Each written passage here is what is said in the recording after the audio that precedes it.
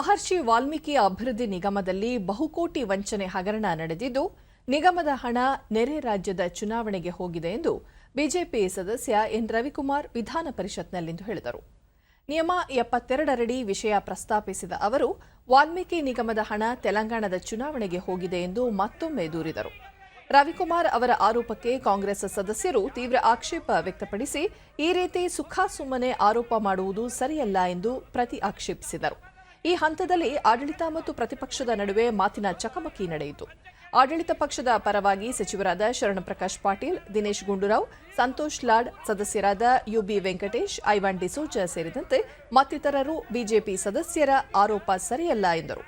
ಈ ನಡುವೆ ಆಡಳಿತ ಮತ್ತು ಪ್ರತಿಪಕ್ಷಗಳ ನಡುವೆ ಮಾತಿನ ಚಕಮಕಿ ಗದ್ದಲ ನಡೆದ ಹಿನ್ನೆಲೆಯಲ್ಲಿ ಸಭಾಪತಿ ಸ್ಥಾನದಲ್ಲಿದ್ದ ಉಪಸಭಾಪತಿ ಎಂಕೆ ಪ್ರಾಣೇಶ್ ಕಲಾಪವನ್ನು ಸೋಮವಾರಕ್ಕೆ ಮುಂದೂಡಿದರು. ಪ್ರಮಾಣ ಮಾಡಿ ಹೇಳಿ ಅಂದ್ರು ಹೇಳ್ತೇನೆ.